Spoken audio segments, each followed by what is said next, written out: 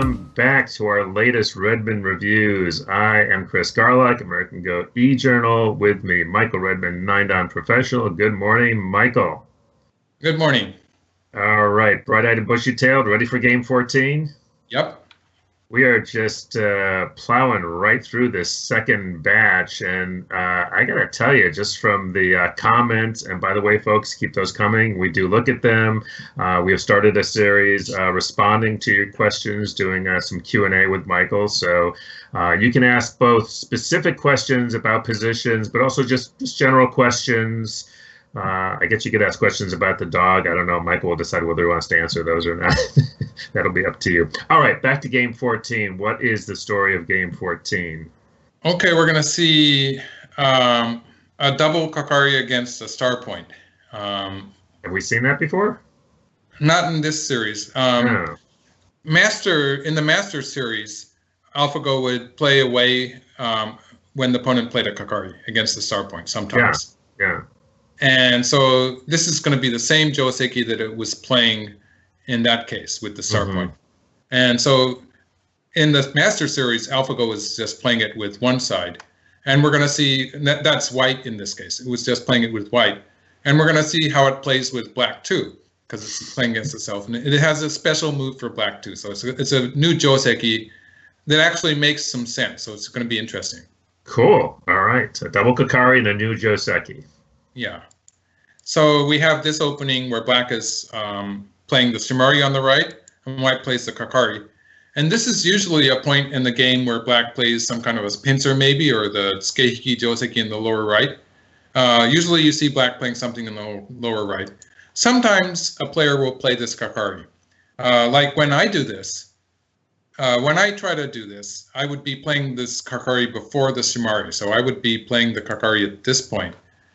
Sometimes I've played, in a few games I've played this opening.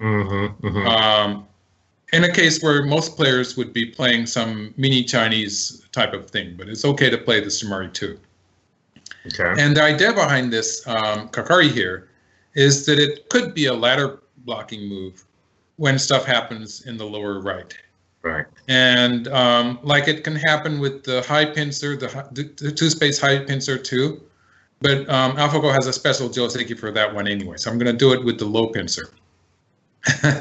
Because, for instance, there's this one, like where black, when black would usually play a cut on the fourth line, black plays this move. And if white answers it, then there's this variation where white, with that stone in the upper left, white not capturing a ladder. And when this happens, this is just bad for white. The geta shape is just not a good way to be capturing that stone because black still has these forcing moves from outside. And white just has the one-eye. Like this isn't even a strong white group. So this would be a slight advantage for black. So that's just only one example of what's happening with this kakari here. It's going to have, there's all sorts of variations in the lower right area that could lead to a ladder. So I'm just showing one of them. But like it would happen with this pincer. If the players were human, there would be a few variations that involve a ladder. And there's a famous variation where white plays. I'm getting carried away, but like AlphaGo doesn't play this move, so it's not going to happen with AlphaGo. But there's the variation of this thing where black is threatening the cut, and this move can become a ladder breaking move. That black has already played that approach move in the upper left. I'm sorry, makes this a much more effective threat. Like if white answers this, then the ladder when black does this. Let's just go all the way here. It's this ladder here, capturing the two stones. This is going to be good for black. Yep. So so that's an example of another variation. Which is not going to happen with AlphaGo because AlphaGo just hates it. What move does it hate? It hates the joseki after this, so it's not going to play here. It's going to push through. It's still going to push through, I think. Although this series, the AlphaGo self-played series doesn't have this joseki at all, so we don't have proof. But I think I heard someone from Google say that it still hates that human joseki where white is playing this way. Did it say so it's why? probably. I think the problem with AI is that humans usually don't know why. Just curious. Yeah. And I have a feeling that I in a way, I sort of agree with AlphaGo in that choice. But it's not so why would you not? Why would you not like it? Well, I don't really have a logical reason not to like it. So you're just like the AI. And so yeah, the correct answer is I don't really know. At least I don't know consciously, but maybe I have some hidden memories that were a failure. And like AlphaGo does build it does work in like humans do in a way that it has successful experiences. Right. And those will increase the value of a move that had a connection to that successful experience. Right. So that's something that's very similar to us humans. Mm-hmm. And it's a point where humans also don't really have a logical explanation for why they like a move. I just remember I was reading about, a lot of our behavior comes down from when we were, chimps running around in the trees, and you would have people, chimps that wouldn't go to a certain spot, and it would because 6 generations ago, somebody got bit by a snake. Yeah. So same thing here. It just had a bad result, so just not going to do it. Okay, I'm just going to go back a few moves to make an example here. In the AlphaGo games, you would see, the Master Series, you would see white playing something like this and black playing something like this, and white playing something like this. Or you would see black playing something like this. I should do that in a different corner. Black playing something like this, white playing something like this, black playing something like this. And white really puts a huge value on this pressing move. And so this is an example of things that were happening in the Master Series where white was allowing black to do a double kakari against the star point. And these were some of the most successful games in the Master Series for AlphaGo, in that very quickly AlphaGo would be taking control of the game. Right. Of course, it won all the games, so all of them were successful ultimately. But what I was trying to lead up to is that I think that AlphaGo thinks this lower right corner is also a very hot spot. So it's attaching a high value to the lower right corner, the second move in the lower right corner. Because locally, this is a position where usually it almost always plays here with black. And in fact, as far as I recall, this is just about the only game position in which it will play away. And it did that in a couple of games in the series. I'm sorry, it could be a couple or even more games, but I don't have a clear recollection. But this is a position where it does, there's going to be another game where it plays away at least one more time. So this is a position where black plays away, but usually it considers this kind of a must move. It's the default move to play, connects skate underneath. And so with white also, it makes sense that AlphaGo is thinking that this is very important. So I showed the ladders involved with that. So what black plays the double kakari, white plays a skenobi, and black plays the attachment here. So this is the joseki that has in recent years has become very popular with humans, and it is also the joseki that AlphaGo likes to play. Like AlphaGo will sometimes play the extension here. I think I remember one game in the 50 game series in which it played the extension. But it never jumps into the 3-3 point. Like this, nowadays people consider this is to get this shape without having played any pincer move at all. People are starting to call this good for white. So this is dying. This is sort of dying away, a disappearing joseki in human games also. And that was already happening before AlphaGo. And AlphaGo is sort of reinforcing that, is agreeing with that. And that it never plays this move. I've never seen it play this move. Wow. Well, we only have 50, 55 games. Maybe if we looked at a few thousand through hundreds of thousands or something, maybe there would be. It's a data set, though. It's a data set. I think even if we had the full set of games that AlphaGo played, it would probably be a very rare move in any case. And this sort of agrees with the final, but like several decades ago, there were top pros playing this move. And so that's a fairly recent development, and humans have come to realize that it doesn't seem to be very good for black.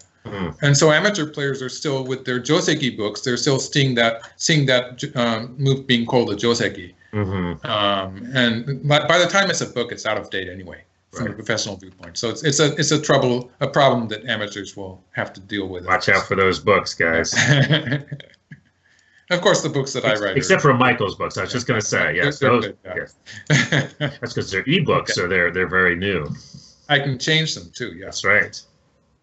And so this happens. This is again a position where sometimes you will see a human play here, and this is a good move in that it has better eye space. In fact, if you're not sure about what to do in this position, this is a good default move to have, because if black pushes through, then this is still a roughly even position.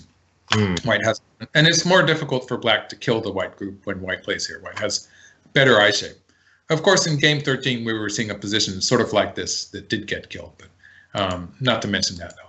So black plays here, and this is an original AlphaGo move. Wow! And it's a very strong attacking move, actually. This is the move that is still played by humans, and this is a more direct attack, threatening to push through it at the mark point. Right. And the comparison is it's a very subtle comparison. Like this is moving more towards the right side, but it still does have that pushing through move at B. And eventually when white plays a move like this, white's going to be alive in the corner, or it's going to be very difficult for black to kill it. Sometimes there could be a ko, but it's usually, this move has, when we compare this move to this move, white's kosumi on the second line has more impact in this shape because it's open side. And so it's setting up an invasion or an endgame play sometimes if black has territory on the upper side. So this kosumi here becomes very valuable for white. So that is my first take on why AlphaGo might want to be playing this move. So it has the same threat of pushing through at B, same threat that black is making with this move. It's slightly less active in attacking white, but it's more effective in surrounding the upper side. So there's a give and take there. If white plays this move, now if black play, this is a moves like this are seen in human play. And actually AlphaGo once played this move. It's in one of the 5 video games that was in HETV. So these are other choices that black has. And they give white a bit more room to move around in. So for instance, when white plays this kind of move, this gives black great shape. So it becomes much more difficult for white to be playing moves like this to reinforce the white stones. So that's the good points, I would say, of this move. This is a move that I would, I might even try myself. I would be happy to try it myself, although the position already is a bit unusual. So I would have trouble getting to this position. But and so white plays now this is a really neat move. Wow. That AlphaGo, it plays this shoulder hit almost every time that black plays this jump. AlphaGo is going to play this shoulder hit. And so there's something going on here. Wow. And so the fact that this is such great shape for black is part of my explanation for that. Because I think that when white has this A-B exchange here, it makes it less damaging for white to be playing that exchange. Right. So it's setting up this kind of move that is going to happen later in this sequence, in this fight. So white starts with this, and black moves out. So black is starting to attack white in the corner. I think we saw something similar to this actually in an earlier game. I think so too, yeah. That was a game where white already had a stone on the side, a pincer stone. And so white plays here. This is actually a tesuji. It's setting up, for instance, sometimes it can be setting up a cut here, but it doesn't quite work yet. Like this cut would not work because it's not quite a ladder yet. Oh, okay. But like if white can get one more push here, then it would be a ladder. So this would be good for white. I should check this. Yeah, it looks like the ladder is working. Of course, in this case, black would just with this move black would be able to push once here. So it would not be a problem for black. Black would be able to play that exchange and then run away this way. So it would be okay. So what I'm trying to say is that when white plays this move, black should just pull back here. Sure. And white's probably going to pull back too, after which black can play here. And this is the same as the game variation, only in the game, black has the A and B exchange. So it's like this. Wow. And white connects and black plays here. So it's the comparison of this shape and this shape without the A and B exchange. And I'm going to say, I'm pretty sure that it's better for black not to have that exchange. It's a really bad exchange because it's strengthening white towards the upper side black group. And actually that stone there, let's mark the little black stone. This black stone here is putting itself in Damismari. It's filling its own liberty. So these two stones are in a position where they're in a lack of liberties, which is going to come into play actually. Sure. So white plays the knight's move. Black curls around, and now white plays here. So finally white gets to this move, and we can see if black plays here, then again, going back several moves, this exchange has sort of created an empty triangle shape for black. So it's a good exchange for white to have in there. And so theoretically, white is gaining in this exchange. Of course, the fight would continue. And white would probably continue. This move happened in the actual game sequence too, but white would continue on the upper side, making a shape there. And the A-B exchange is being is not a bad exchange for white now. So black plays here. Now this is a really, I like this move. Compared to just answering on the right here, black is offering to make this exchange first before answering. And this means that I would expect white to play away anyway. Sure. But it means black's getting more out of it because now black can capture at C at any point. And so the fact that black can capture that stone at C, it gives black better eye space. And much better shape. White's shape isn't so good as it was before. Right. So that A and B exchange is actually a profitable exchange because it's pointless for white to capture the A stone. Of course, but black can actually gain a lot by capturing at C. That's a little bit annoying, isn't it? Yeah, so this is a very nice move to be playing first. And of course, if white just connects at A, I should probably make that into a variation. If white connects at A, then black can play away because there's no cut here anymore. So that's the meaning of that move. Yeah, there's no way white's going to connect though. Right, white would usually play this move, but then of course the wedge there is working for black. It's a good move for black. Yeah. So AlphaGo as white goes to find a way to make it a bad move. But actually, I'm going to say that this was bad for white. Really? All of this is a tesuji. So this is something that people can remember. But it doesn't really work when the liberty here is open. So it has to be combined with a white stone at the mark point. Right.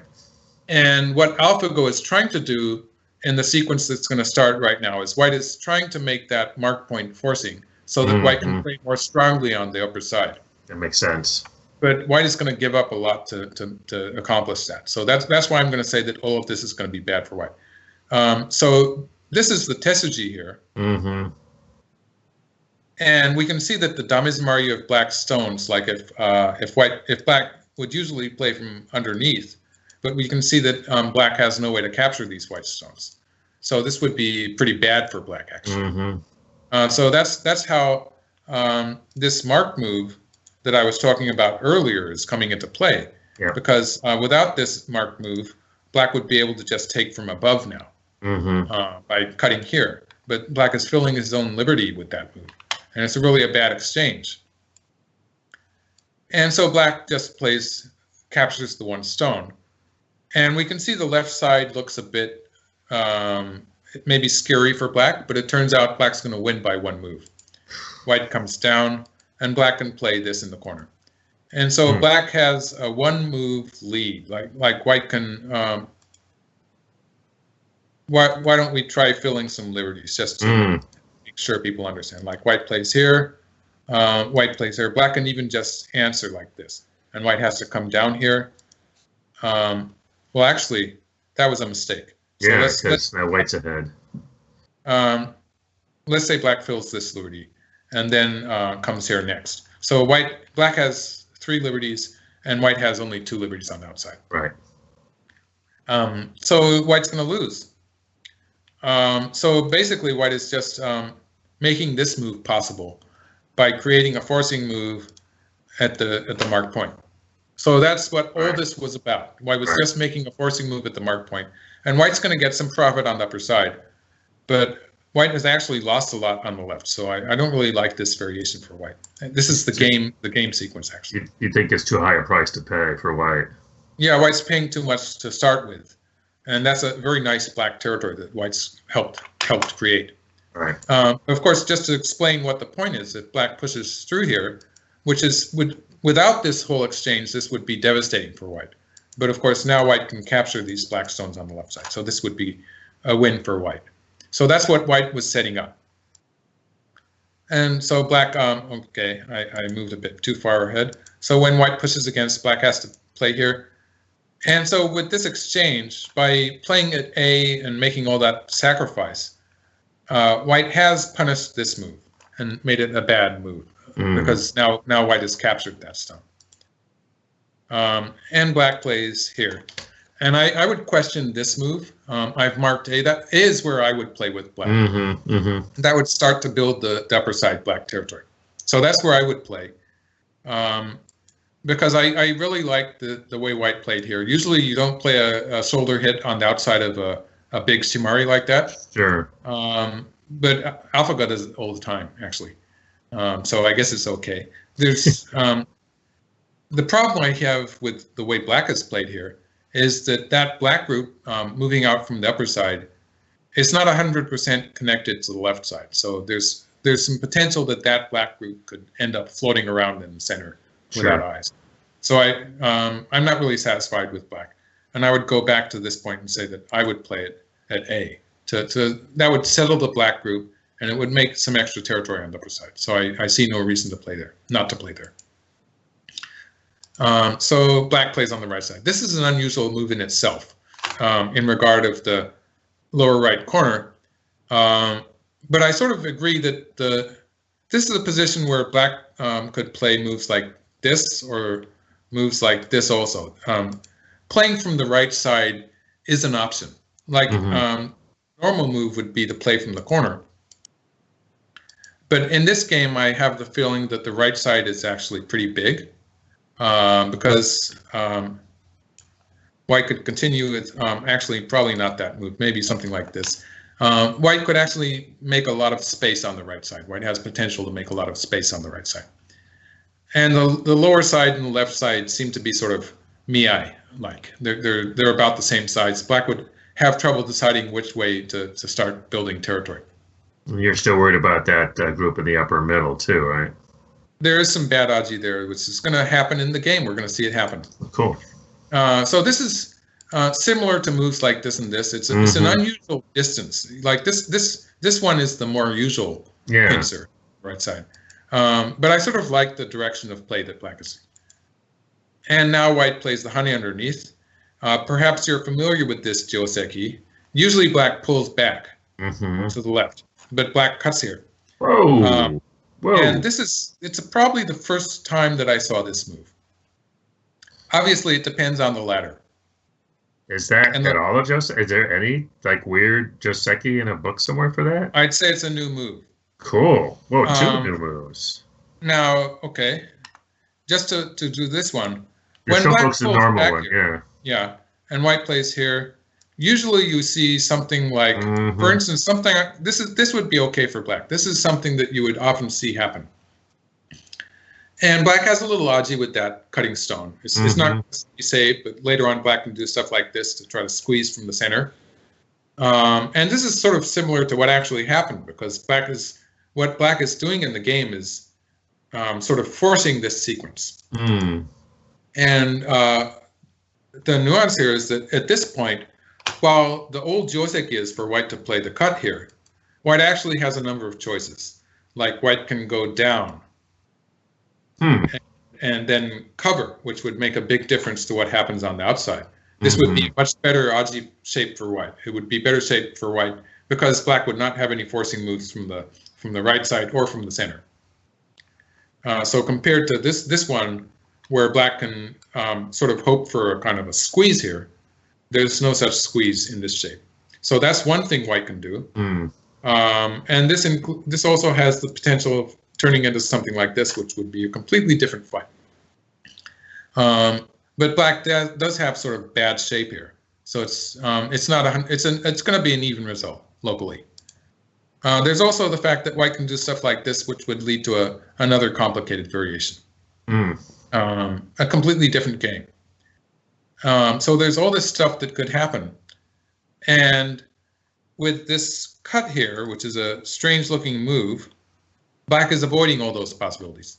Because when black cuts here, and white would like to be able to capture a ladder, but of course the ladder is good for black. Sure. So white has a bump against black here. So black sort of forcing this shape, in which case the cut in the corner is actually black doesn't play this cut on the side. So if we say this happens, then it's quite similar to that joseki I was talking about here. About in shape, only that cut in the corner is it's arguably bad for black. Like if we have a lot of black moves coming in like something like this could happen, just giving white random moves here. In a position like this, eventually we could see that the cut is becoming a bad move. Yeah. So there are some, but this is sort of, we can't really realistically expect something like this to happen, but there are some variations in which case the cut would become a bad move. Right. And there are very few cases in which it would become locally a good move. So there is a slight loss that black has taken, but it usually will have no effect on the game. Right. In almost all of the games, it will have no bad effect. And so black has actually forced this shape, which wasn't happening every time. Like stuff like, I'm sorry, that's the ladder. When black cuts there, this is the ladder variation. Looks like I put that one in. But when black pulls back, there's all sorts of things that can happen at this point, which I was talking about. And by cutting here, black has avoided all of that. So it's a move that I could use in an actual game if I wanted to simplify things here. And it's a very minor loss that black has taken in the corner. So I'd be willing to do that. So it's an interesting lesson, to relearn about josekis. As I think you were pointing out, people tend to learn them and then, use them sometimes. Even when they're using them appropriately, they're not really necessarily looking at, this every move. Well, right. Like that, what you're saying is true of pros, obviously too, because this move is a new move. But if the ladder favors black, it's completely reasonable when I look into it. It's a move that I would be happy to do myself. So interesting. Yeah. So black is building on the right side from the 6th line. So that's a bit adventurous. But of course, black is trying to attack white on the upper side too. So there's that value. And white plays the shoulder hit. Locally, it's a good move. It's also a move that AlphaGo likes to play, of course. And black plays this move. Again, black's making use of the cut. So that's a reasonable move too. Like if white plays here, black can extend. Let's see what variation I'm in. This kind of trade, this is a trade that could happen, but black's gaining too much on the right side, I think. This would be okay for black. So white continues on the right side. And black plays here. So black is closing white on the upper side. You wouldn't dream that the upper side black group would get into trouble after this, would you? I was thinking that white was in trouble. Wasn't white in trouble? White's under attack. White has to make a life. So white is... Okay, so white has made this move forcing. Okay. So black answers in the corner. Okay. Black is happy to let this happen because black is getting reinforced in the upper right and stuff like that. So this is okay for black. And when white pushes here, pretty soon white's going to be okay. So the white group is okay, and white adds a stone to the right side. So white's being really busy here, but for the time being, the center is going to be difficult for black to kill it. For instance, if black plays here, there's this trouble on the outside with white's hane there and the wedge here. Oh, that's nice. That's very nice. It's going to fall. It's just shredded. And so black cannot immediately do that. So black plays in the lower.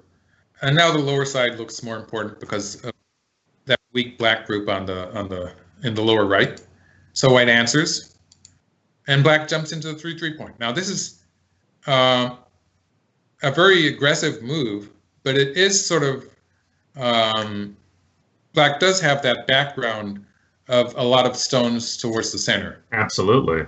And so maybe it's going to work. It's sort of borderline. I would be worried if I was playing with white too. Like it's not just that black is in trouble. Yeah, no, I like it. Yeah, no, it really is using the thickness of the black stones above.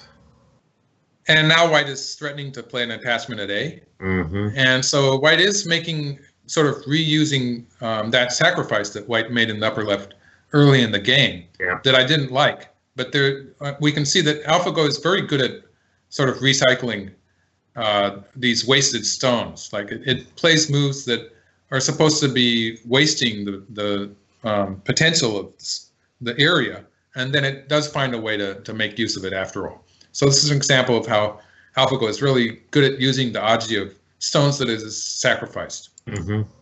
It doesn't change my opinion that it was bad for white to play all those moves in the upper left. But it is a good example of how AlphaGo can make good use of them. Right. And so white switches to the right side. This crawling move is a move that AlphaGo plays a number of times. I get the feeling that AlphaGo sort of likes it, if you allow me to say that. So, and I think the reasoning behind that is that if white connects here, then at some point, for instance, maybe at this point, black is going to cover there and sort of restrict white's area. Like in this case, black would be extending, and white might have some trouble dealing with this. So it is a kind of a key point covering on the second line. What I'm talking about here is that there's this.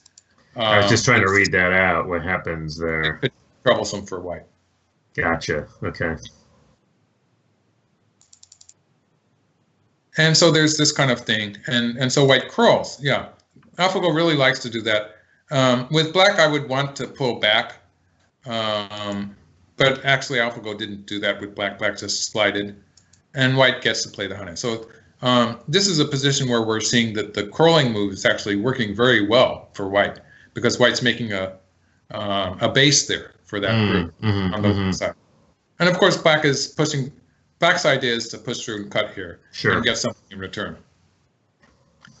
And so white forces from above.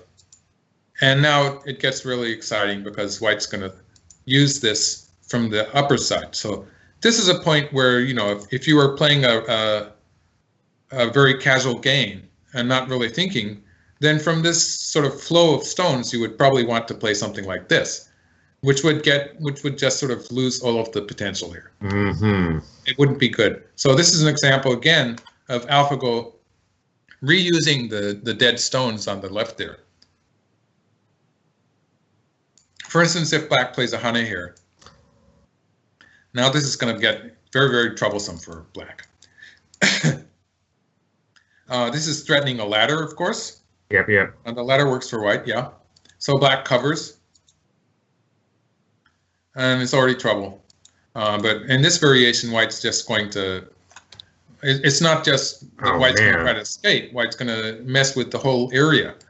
And I worked out this trade, but this is obviously bad for black. It's the whole area. And you might notice that I've fixed the shape for white's lower side group too in the meanwhile. Sneak that one in. So wow, that's. So this is really, I also made a variation for black extending that it's quite similar. White pushes through, and again we have trouble with this stone. White is again threatening the black 4 stones there in the center, so black has to come back. And A and B are basically miai. Like black can squeeze here, but black's going to lose the semi-eye on the left. So white gets the whole corner. It's a disaster, right? It's good for white, yeah. Wow. It's just dead. So this is good for white. So that's all hidden in this attachment here. So I knew there was bad agi in there, but I did not see that. Wow. Now if white does this, it's going to be a different story. Like in this case, black's going to win the samurai. Well, like the 3 black stones here have 4 liberties, while the 5 white stones have only 3. So black's going to win this one. So white extend. So that's going to change the story again. Like if black plays away. Now white has this wedge in the center. I better mark that. Oh, white that's cool. Yes, that's nice. So this again it's going to be another bad variation for black. And so with every move, the situation here is changing. And so black adds 1 more stone to the left side. So white has forced black to play a lot of stones to capture that left side. So it is a very good example of white making good use. And there's a meaning to these 2 white stones that I've marked, because now white can attack in the center. That's right. That's right. And he's also, I think, if I'm not mistaken, just giving you time to get your drink there, but I think white has now resold those 2 left-hand stones 3 times. Yeah, something like that. There was this stuff that this one forcing move from the left side, and the fact that white was in the beginning, white got to take extra profit on the upper side, and then these 2 moves here. So cool. White did get a lot out of them, but even given that, it is a big territory that black has on the left side, and so although the flow of stones is the way white handled this is very exciting and good. I'm still thinking that this is okay for black, because black does have this huge territory on the left side. So it's close to 40 points. And white does have this, for the time being, white has this attack here. Yeah, I'm actually thinking the game is good for black at this point. And white cut this side. So there is the question, what happens if white cuts this side? In which case black will start with the wedge. Okay. And at this point, you should already be seeing some trouble in the upper side, in the upper left corner. So like black, for instance, can just squeeze here, and the upper left corner is going to fall apart. Oh, wow. Like, that happened fast, didn't it? Like in this variation, I was just like 3 liberties. And so black can even be happy with this trade of the upper side for the corner, because that corner is a big, it's a big difference. Like that was white's territory, and now it's more than 10 points of black's territory. So black can even sacrifice those stones on the upper side now, and black's still got some forcing moves from the center. And the big difference is that there's no liability for black in the center. Like those stones were a liability. So I actually went a bit further with this. So yeah, like this. So, and black's going to attack white on the lower side. So this is a win for black. Wow. Wow. So white cut on the right. And now this is completely settled any problems that white might have been having on the upper side. I showed you how black could locally kill it, but white would be able to break through out into the center. So that has sort of gotten rid of all that bad aji. And white still has the attachment at A to aim at. But at this point in the game, like white has this territory in the upper left, and every territory, all of white's territories are very small. Tiny. They're tiny territories. And the right side is the one area that has potential to get big. Right. Black has a very nice territory in the upper right corner, and this big territory on the left side, which is close to 40 points. It's not quite 40 points. So, in the meantime, I've marked the board with an A. And that's a weakness in black's shape that white's going to be aiming at, because black is still not completely connected. So this was just a forcing move black played, and then black played here. Now this is an example of AlphaGo's idea of balance, because black is making miai of A and B. Black is offering to give white the right side in return for playing at A. And I'm actually thinking at this point that black has a lead. And so this is a move that I would call potentially a winning move. This is a point where I would maybe not find this move. And if I was having a bad day, I would be much more greedy, and I would be trying to just trash the whole right side or something like that. Sure, why not? Why not? The lower side is big, and it's going to turn into a weak black group probably. It would be dangerous. Like I would be tempted to do something like, let's go back to the move tool. I would be tempted to do something like this, And, you know, maybe it would work, but it would be dangerous. What about, since you've inspired me, back up just a sec. What about just a placement at, was it R5? I don't know, some sort of placement implying all of that. Yeah. Is that just... Yeah, well, this kind of thing too. That's R6. R6, yeah. But it all goes back to the fact that there is this weak point at A, which white is A. And so when the fighting starts, and that could involve a ladder, but maybe it doesn't. Like it's a very dangerous area. So I think part of it is that black is trying to avoid that. Like, let's see. Yeah, this kind of stuff would be dangerous. So black plays here. So this is sort of pointing towards the center position and adding some strength in that direction for when white does try doing something like this. Mm-hmm. This would threaten to break into the left side, so maybe black answering it here. And so this kind of fight could easily start and would be dangerous for black too, obviously. So black has to worry about this kind of thing happening. And so black plays this balance move. And if white plays here, next black is probably going to play something on the right side. So this would be a much more calm variation. It would be much easier for black to handle this. Mm-hmm, mm-hmm. And black would have a strong group in the lower right, which would be a group that black could head towards from the center. So the center position would be relatively easy to handle, I suppose. So white needs to come up with a plan here because white's behind. So white plays here. So white's plan here is to on the right side. Like if black plays like this, for instance, black can still make trouble on the right side. But this kind of fight would be very dangerous for black. Like locally, black can probably fight it out. But it would be dangerous because of the cut at A, the cutting move at A. Mm-hmm, mm-hmm. So black would have to worry about that. So black very calmly just gives the right side to white. So again, I think this is an example of good judgment, very typical of AlphaGo. So at this point, I think black does have a lead in territory. But it's not as big as it would have been if I was playing with black, and I would be a bit more greedy, of course. Of course. So AlphaGo is always very happy to make a relatively close game, of course. But pretty soon, AlphaGo is going to play what I'm going to call an overplay. Wow. I'm going to say maybe this was the losing move, but it makes the game really, really exciting after this. You're going to say that AlphaGo gets greedy because that would be anthropomorphizing, and you don't want to do that. Oh, of course not.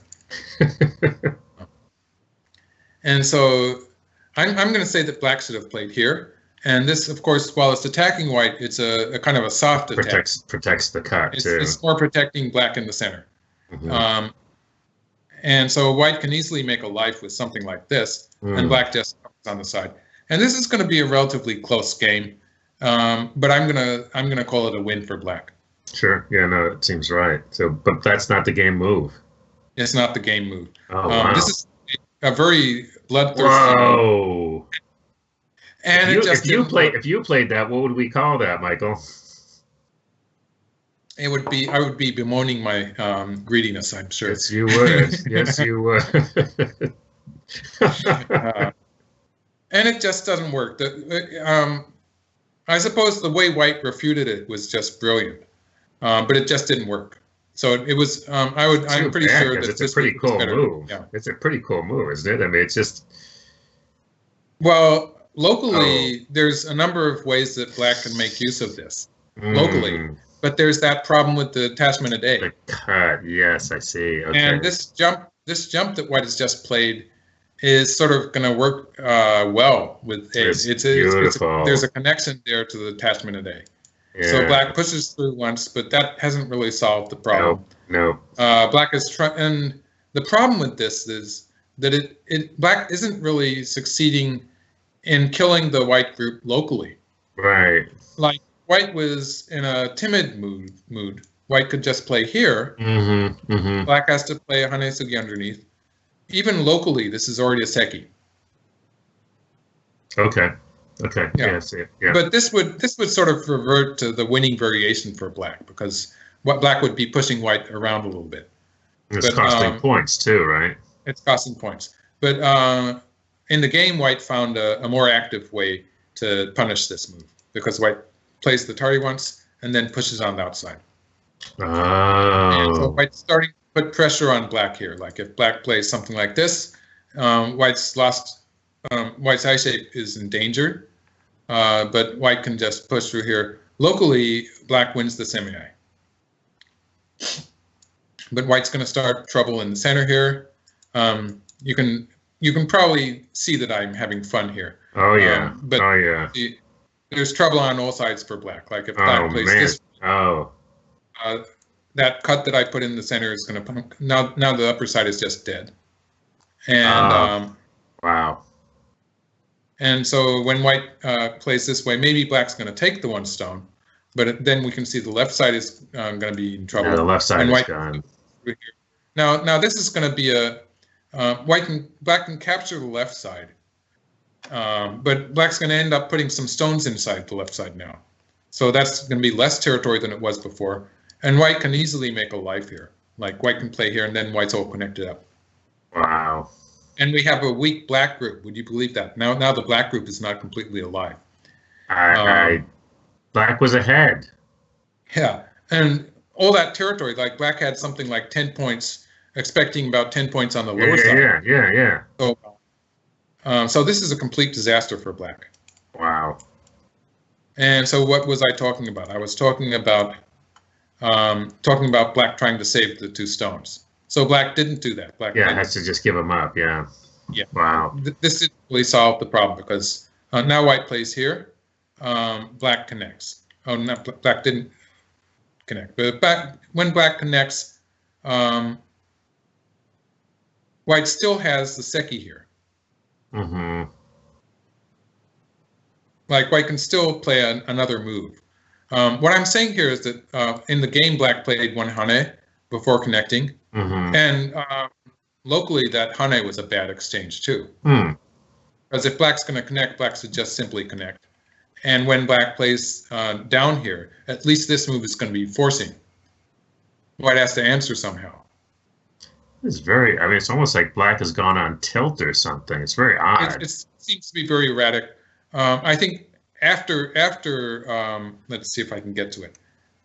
After this move, and white playing this way, I think already black is into a losing variation already.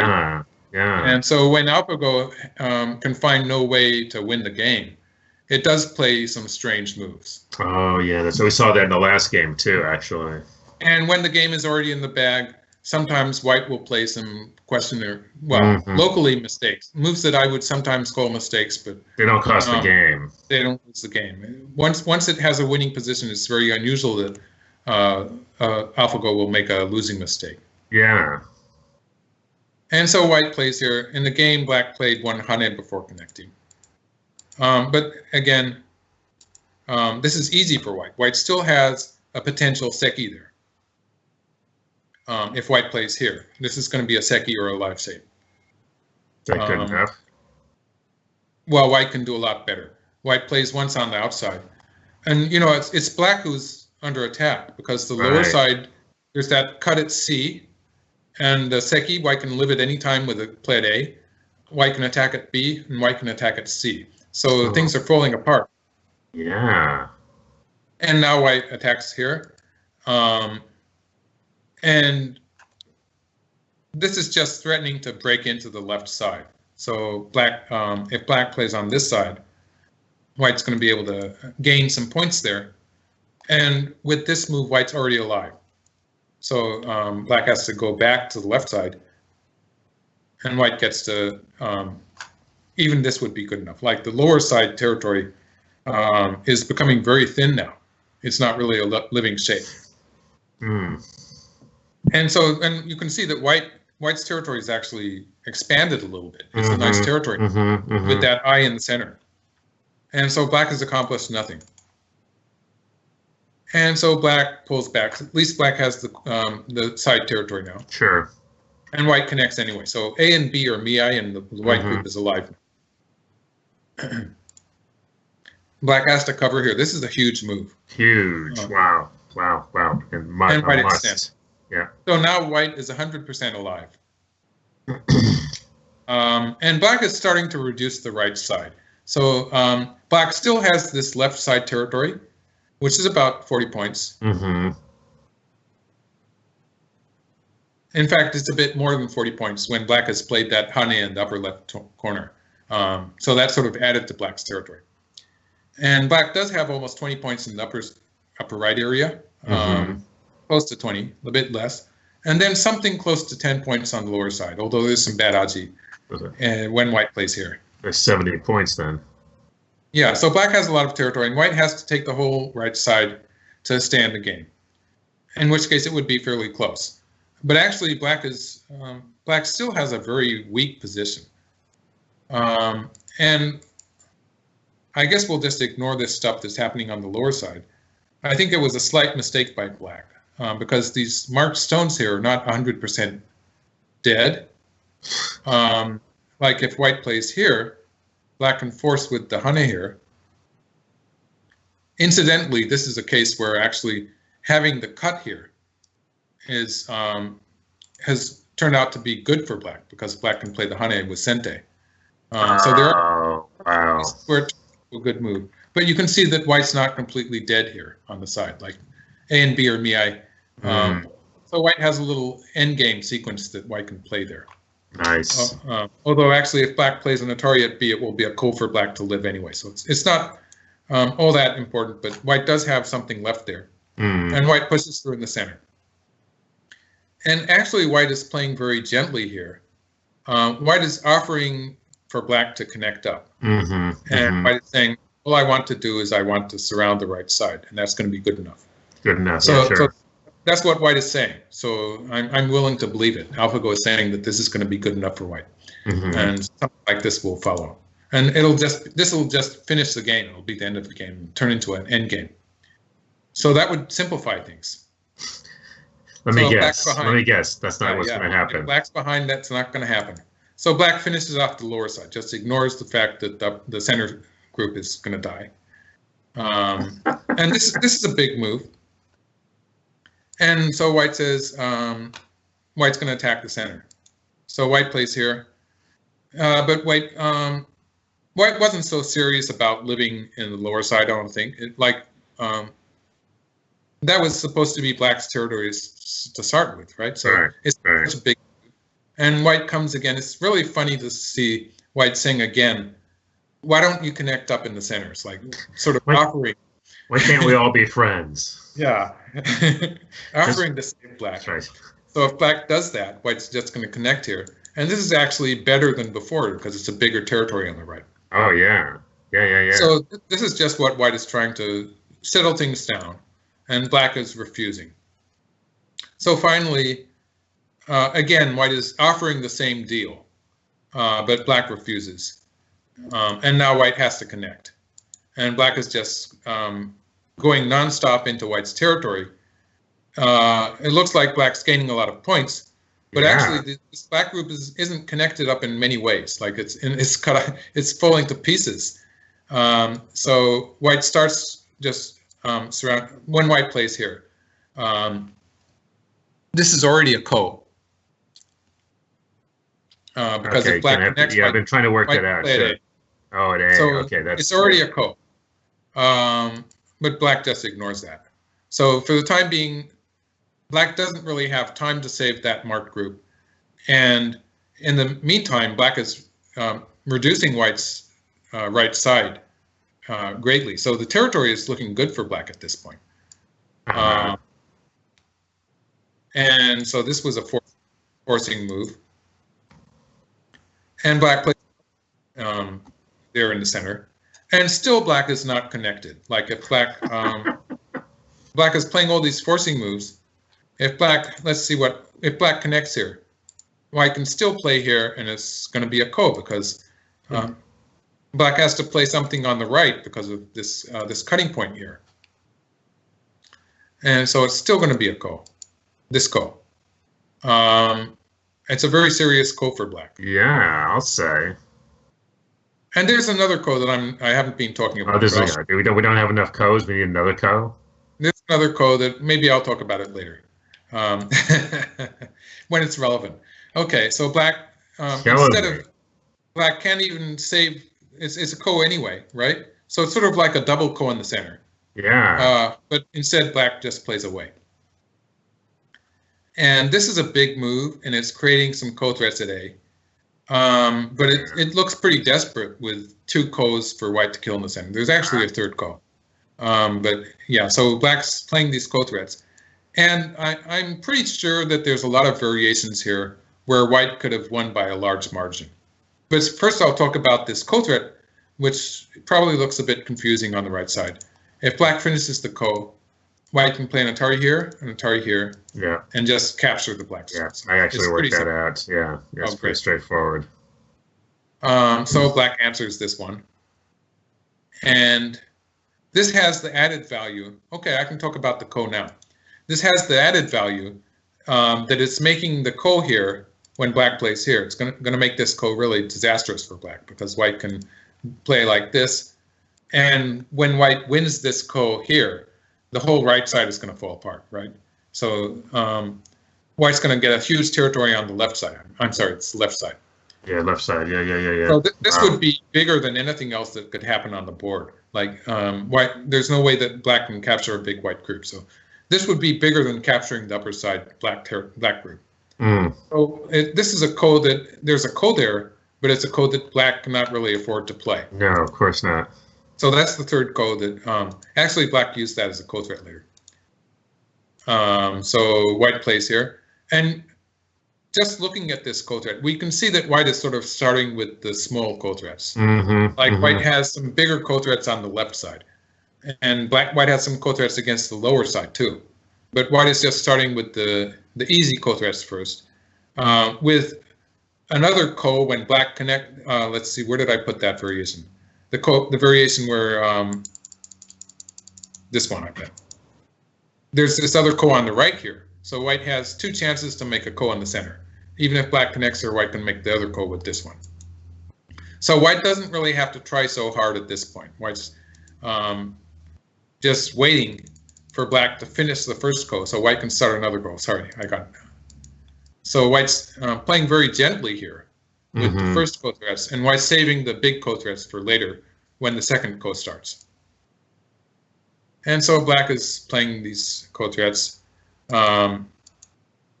It's pretty hopeless for black. I was going to say, is there any chance for black at all here? I just don't see it. Well, white manages to make it a relatively close game. That's the only way it works, is if white helps. Yeah, well, I think in the end, white was about 3.5 points ahead. So it wasn't a half pointer. It was 1 1/4 stones. So is white just playing with the mouse? Well, like for instance, this. Well, actually, later I'll show you a point later where white could have finished the ko. White's playing these small ko threats, and now like when black plays this ko in the corner, it's going to be a ko. So this is a point, for instance, where white could have just finished the ko in the center. And since that ko on the left side, maybe we'll have white play this exchange first, just to make the left side something that black cannot do. And black would start a ko here, maybe, and white would probably just play something like this. And white could sacrifice the lower right corner, and that would be a bigger. Yeah.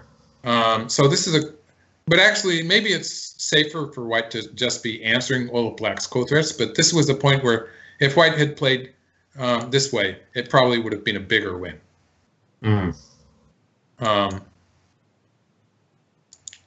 But white continues the ko, and so black gets to connect once.